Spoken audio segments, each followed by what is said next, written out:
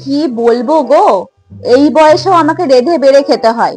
বউ নিয়ে আসেনি তো ঘরে, বজ্জাত নিয়ে এসছি, বজ্জাত। ও, আমি এখন বজ্জাত? আমার নামে লোককে নিন্দা করছে। বজ্জাত আমি না, বজ্জাত তুই। আর কি বলছে শুনি? বেলা 10টার সময় নিচে নামবে, 8টা 9টার সময় ঘুম থেকে উঠবে। আমার যখন সব কাজ হয়ে যাবে, রান্না বান্না হয়ে যাবে, তখন উনি নিচে নেমে খাবারটা খাবে, খেয়ে আবার ওপরে চলে যাবে। ও তাই নাকি বুড়ি? আমাকে আর ভোর 5টার পরে বিছানায় শুতে দিস? কি মিথ্যেবাদী রে ভাই! হ্যাঁ, আমি বলবো আর শুনে উদ্ধার করে দেবে। কি কপাল আমার! আমার ছেলেটাকেও জল খাবার, অফিসের খাবার সব আমাকে করে দিতে হয়, উনি কিচ্ছু করে দেবে না। আরে সেটা তো দূরের কথা, ছেলেটাকে একটু আমার কাছে এসে বসতে দেয় না, কথা বলতে দেয় না। কি যে করি! অলক্ষী নিয়ে এসছি ঘরে, অলক্ষী। আমার দিদির বৌমাটা যে কি ভালো, কি ভালো, কি বলবো। আমার দিদিকে একটা কাজ করতে দেয় না, সব নিজে হাতে করে। আবার নিজে যেখানে যাবে শাশুড়িকে সাথে করে নিয়ে যাবে। অমন বৌমা না ভাগ্য করে পাওয়া যায়। আমার তো পোড়া কপাল, ওই জন্য এইসব নিয়ে এসছি। আবার আবার অন্যের সাথে আমাকে তুলনা করছে।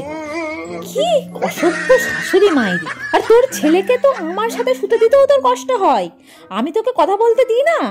আচ্ছা বেশ, দাঁড়া বুড়ি, তোকে দেখাচ্ছি। রুকো যারা, সবার করো। হ্যাঁ রে, লোকের শাশুড়ি কত ভালো, আর আমার শাশুড়িটা না বড্ড বদমাস, খালি আমাকে দিয়ে কাজ করে। কি জোরে জোরে কথা বলছে! আমার নামে কাউকে নিন্দা করছে মনে হয়। ওর তো সারাদিন এই কাজ, আমার নামে নিন্দা করা। আমার বরের সাথে একটু কথা বলবো, সেটা বলতে দেখলে ওনার গা জ্বলে যায়, একটু কথা বলতে দেয় না। আর পায়ের ওপর পা তুলে বসে সারাদিন হুকুম করবে, এটা চাই, ওটা চাই, ওটা করো, সেটা করো। প্রিয়াঙ্কা শাশুড়িটা কি ভালো রে! প্রিয়াঙ্কাকে না পুরো নিজের মেয়ের মতন দেখ। কত ভাগ্য করে শাশুড়ি পেয়েছে সত্যি, বৌমাকে দিয়ে একটা কাজ করায় না। ওরকম শাশুড়ি না ভাগ্য করে পাওয়া যায়। প্রিয়াঙ্কার খুব কপাল ভালো, আর আমার কপালটা পুরো পোড়া।